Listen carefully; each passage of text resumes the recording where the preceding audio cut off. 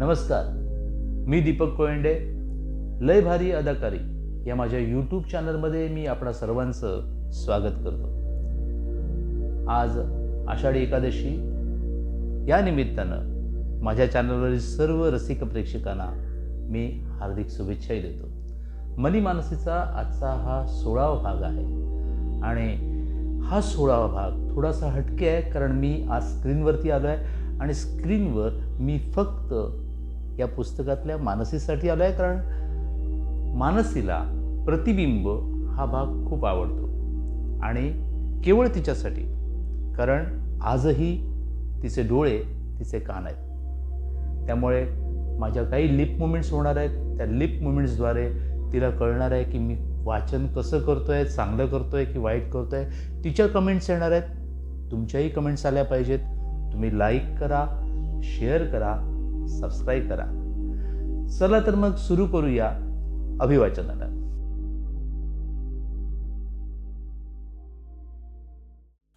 मानसीच्या वर्गामध्ये आता शब्द चिठ्ठ्या शिकवून झाल्या होत्या आणि यामध्ये दीपाताई खूप नवीन नवीन शब्द मुलांना शिकवायच्या. शब्द चिठ्ठ्या झाल्यावर आता बाराखडी सुरू झाली. प ने सुरू होणारे 2 ते 3 शब्द, उदाहरणार्थ पोपट, पपई, पतंग. या पोपटाचा, पपईचा, पतंगाचा प हे चिठ्ठ्यांमधून अक्षर दाखवायचं. म्हणजेच हा प त्यांच्याकडून पाठीवर गिरवून घ्यायचा आणि वाचूनही घ्यायचा. या पद्धतीने प पासून बाराखडी सुरू झाली होती आणि क, ख, ख सगळ्यात शेवटी शिकवलं. त्या मुलांना प पासून उलटी अक्षर घेऊन बाराखडी शिकवावी लागते. त्याचबरोबर जोडीला अंकही सुरू झाले. ते 10 पर्यंत अंक शिकवणे, 10 पासून उलटही म्हणून घ्यायचं. ॲबॅक्स वरती अंक शिकवायचे. दीपाताई मणी दाखवत. मुलं नजरेतून सगळं बघायची. 1 ते 20 अंक टप्प्याने म्हणून दाखवायचे. जितके अंक शिकवले जातील तिथून ते उलटेही म्हणायचे. आता त्यांची 6माही परीक्षा जवळ आली. त्यांना जेवढा अभ्यास शिकवला होता त्यावर दीपाताई गाळलेली अक्षरं, चित्र, शब्दांच्या जोड्या, संभाषणं आणि संभाषणासंबंधी असलेली चित्र ह्याची रिव्हिजन घेत होत्या. पेपरवर सुरुवातीला स्वतःचं नाव स्वतः लिहायचं होतं. त्या पद्धतीनं पाहून आणि सरावानं लिहून घेऊन त्यांचं स्वतःचं नाव लिहायला त्यांना शिकवलं होतं. आता आडनाव कसं सांगणार? मग त्यासाठी सुद्धा दीपाताईनं ती मुलं ज्या खुर्चीवर बसत होती त्या खुर्चीवर मानसी आगरकर अशा नावाची मोठी चिठ्ठी लावली होती, ज्यानं त्यानं आपलं नाव पाहून अजून वाचायला येत नसलं तरीही ती मुलं आपापल्या खुर्चीवर बसत. मानसीला तिचं मानसी हे नाव पाहून सरावानं पाठ झालं होतं. सगळ्या मुलांना अजून बाराखडी माहीत नव्हती, पण सरावानं ती बरोबर आपल्या नावाच्या खुर्चीवर बसत होती. तिच्यासमोर आगरकर हे काय आहे? हे आडनाव आहे. हे विचारून पुन्हा तिला सांगून तिचं ते आडनाव पक्क केलं होतं. अशा पद्धतीनं पेपरवर त्यांना स्वतःचं नाव लिहायची सवय आणि सराव झालेला होता. या 6माही परीक्षेत मानसीचा तिच्या वर्गात पहिला नंबर आला. एक तर तिला नर्सरी वगळून डायरेक्ट छोट्या शिशूमध्ये ऍडमिशन दिली होती. त्यातही तिचा सुरुवातीचा अभ्यासक्रम बुडालेला होता. ते सगळं भरून काढून तिनं पहिला नंबर पटकावला होता. आता ती त्या मुलांमध्ये सर्वात जास्त म्हणजे 105% कर्णबधिरत्व असलेली आणि वयानं सर्वात लहान असलेली मुलगी असूनही तिने शाळेत पहिला क्रमांक पटकावला. या गोष्टीचा मला जितका आनंद झाला त्याहूनही शाळेतील कुंदाताईंपासून शिपाई दादांपर्यंत सगळ्यांना आनंद झाला. आत्मविश्वास वाढवण्याची आणि तो अधिक दृढ होण्याची आणखीन एक पायरी चढून वर आल्याचं समाधान त्यावेळी माझ्या मनात मावेनासं झालं. माझी चिकाटी आणि जिद्द हीच होती की प्राथमिकपर्यंत या शाळेत शिकवून तिला सामान्य मुलांसारखं सामान्य मुलांच्या शाळेत पहिलीमध्ये ॲडमिशन मिळवून द्यायचं. पण हे करताना मानसीचे कष्ट ही फार जमेची बाजू होती. एखादा शब्द किंवा अनुभव शिकवताना मुलांना प्रत्यक्ष अनुभवातून कृतीतून शिकवण्यावर अधिक भर होता. त्यासाठी दुपारच्या 3:30च्या सुट्टीनंतर कार्यानुभवाचा तास असायचा. त्यासाठी वेगळ्या शिक्षिका विद्याताई होत्या. यात कागदाच्या द्वारे मातीकामातून किंवा चित्र काढून दाखवायचं म्हणजे प्रत्येक शब्द, संकल्पना मनात आणि मेंदूवरती त्याचं इतकं फिक्सेशन व्हायला पाहिजे की ती मुलं ती गोष्ट कधीही विसरू शकणार नाहीत. एखादं संभाषण फळावर झालं असेल तर त्या फळाचं चित्र काढायचं, मातीपासून तसं फळं बनवायचं. फुलांचं झालं तर हार शब्द आला असेल तर कागदापासून बनवलेल्या फुलांच्या दोऱ्यात ऊन हार बनवायचा, तो हार देवाच्या मूर्तीच्या गळ्यात घालायचा. अशा पद्धतीनं प्रत्येक गोष्ट पक्की केली जायची. यामध्ये फूल, हार, दोरा, देव असे शब्द यायचे. या शब्दातून मुलांमध्ये ताई संभाषण घ्यायच्या. त्या संभाषणाची उजळणी 4-4 दिवस चालायची. अशी 4 दिवस रिव्हिजन झाल्यानंतर त्या वाक्याचा, शब्दांचा अर्थ मुलांच्या मनात पक्का व्हायचा. असं 4 दिवस शाळेत सुरू असताना त्यांचा घरीही तितकाच सराव घ्यावा लागायचा. मग त्यांना त्या शब्दांचा, क्रियापदांचा, लिंग, वचनाचा अर्थ समजायचा व ते पक्क व्हायचं. नंतर त्याचा पुढचा टप्पा हा कामगार होता. यामध्ये शिंपी, न्हावी, चांभार, सुतार अशा कामगार आणि कारागिरांच्या संबंधीचे सर्व शब्द, संकल्पना, सर्व संभाषण शिकवली होती. मग त्यावेळी कोणीतरी एकदा विद्यार्थ्याची तुटकी चप्पल वर्गात घेऊन आलं. सर्व मुलांना दीपाताई चांभाराकडे घेऊन गेल्या. त्या मुलांच्या समोर ती तुटकी चप्पल शिवून घेतली. ती शिवून घेत असताना तो चांभार म्हणजे मुंबईत त्याला मोची म्हणतात.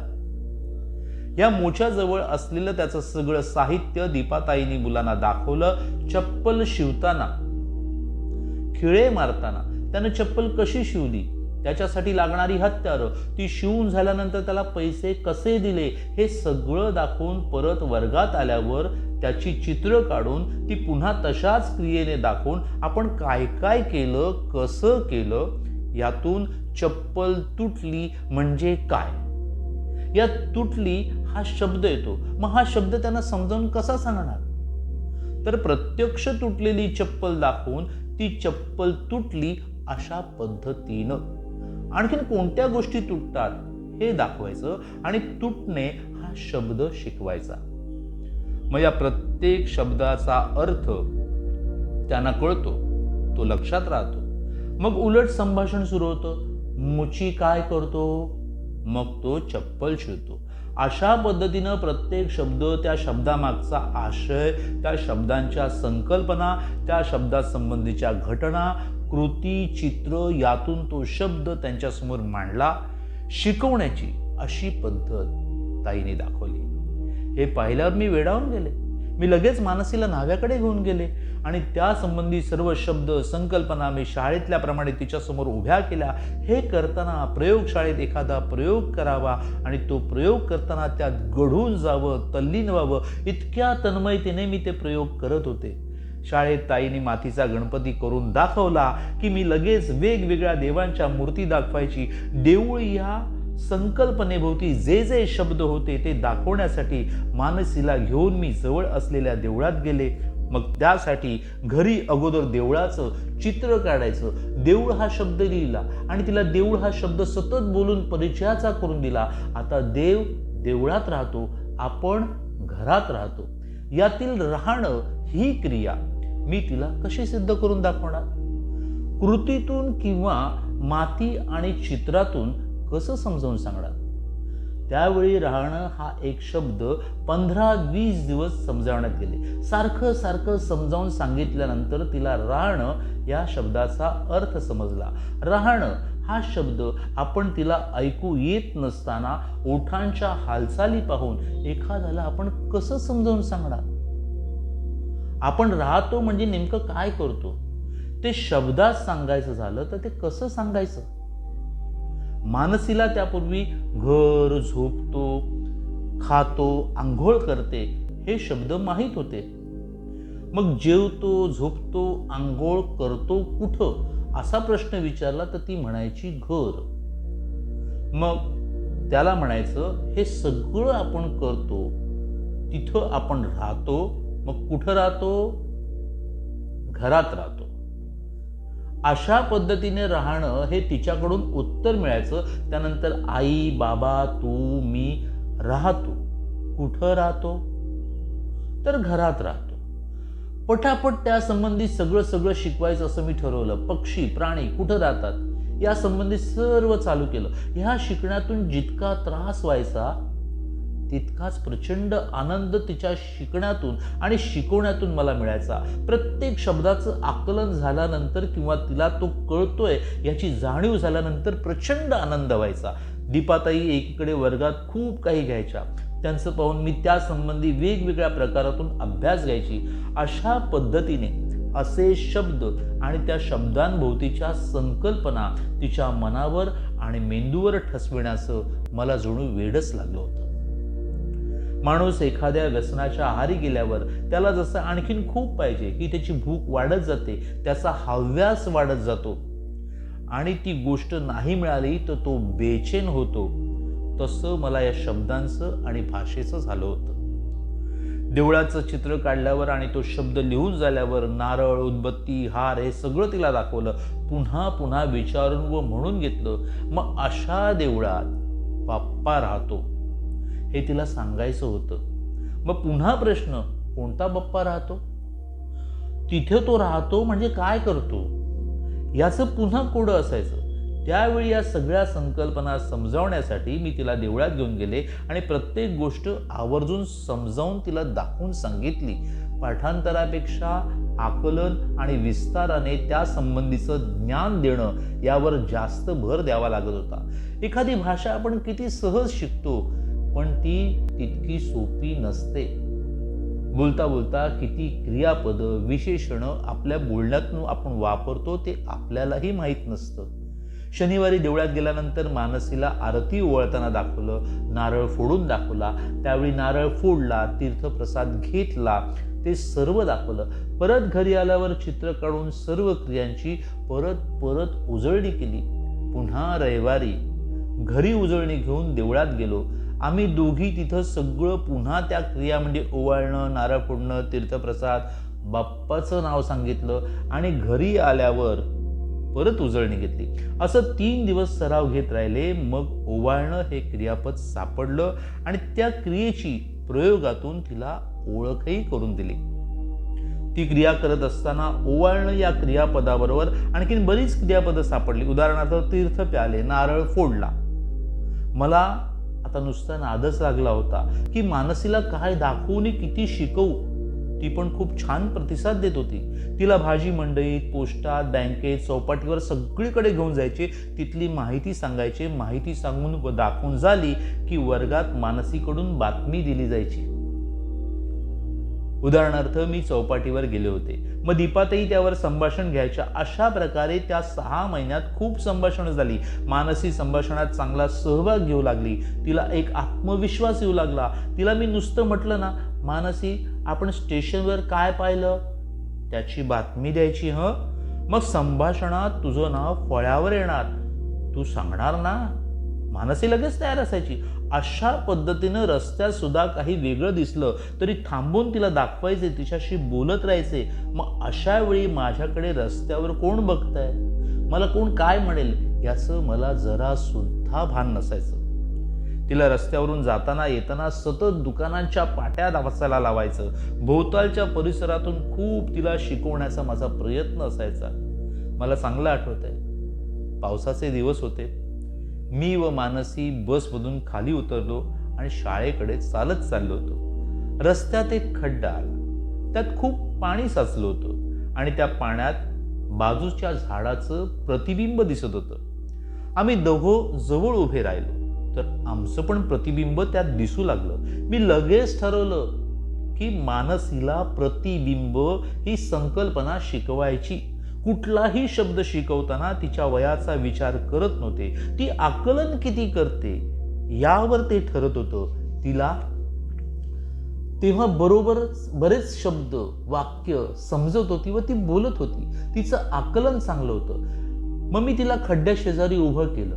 म्हटलं, मानसी तू पाण्यात दिसते, मी पण पाण्यात दिसते. आपण पाण्यात पडलो का? आपण पाण्यात आहोत का? मग आपण पाण्यात कसं दिसतो? तू आरशात बघतेस ना, तसंच पाण्यात पण दिसतं. बराच वेळ त्या खड्ड्या शेजारी उभं राहून तिच्याशी मी संवाद साधत होते, तिला समजावत होते, पुन्हा पुन्हा ते शब्द वापरून बोलत होते. तिला बऱ्यापैकी ते समजलं. परत शाळेत आल्यावर शाळेतल्या आरशात दाखवून तिला विचारलं, मानसी कुठे आहे? आरशात आहे का? हे मानसीचं प्रतिबिंब आहे. काय आहे? प्रतिबिंब. मग तिच्याकडून तो शब्द खूप वेळा बोलून घेतला. अर्थात तिला ती सर्व अक्षरं नीट उच्चारता येत नव्हती. मग शाळा भरल्यावर तिने वर्गात बातमी सांगितली, आज मी प्रतिबिंब बघितलं. त्यावर दीपाताईंनी सर्व मुलांना बादलीतल्या पाण्यात व आरशात प्रतिबिंब दाखवून समजावून सांगून शिकवलं. त्यावर संभाषण घेतलं. 4-5 ओळीचं सुंदर संभाषण झालं. अशा प्रकारे मला नुसता परिसरातील अशा गोष्टी शोधायच्या आणि त्यावर बातमी द्यायची नादच लागला होता. त्या गोष्टी करण्यात आणि आतून शब्द शोधण्यात काय मजा यायची, आनंद मिळायचा, तुम्ही कसा सांगू. मग मला माझं दुःख वाटत नव्हतं, कारण ह्या शब्दांमध्ये तिच्याकडून बोलून घेणं भलेही ते मोडकं तोडकं असेल, पण त्यामुळे खूप आनंद वाटायचा. आपण एखादी गोष्ट सहज शिकून जातो तेव्हा तिचं फारसं महत्त्व नसतं, पण आपल्याकडं त्याचं काहीही ज्ञान नसताना त्या कष्टातून ते आपण अवगत करतो.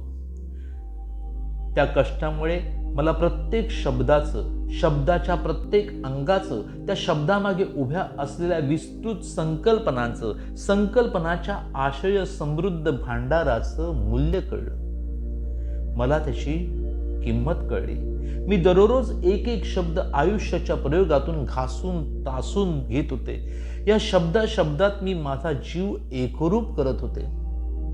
असा शब्द वाक्यांचं जेव्हा आकलन झाल्याचं समाधान मानसीच्या चेहऱ्यावर यायचं, तिच्या डोळ्यात शब्दांच्या आशयाचं चांदणं मी जेव्हा बघायचे आणि त्या शब्दांचा अस्पष्ट का होईना पण माझ्यासाठी मधुर असा उच्चार मी माझ्या कानानं ऐकायचे,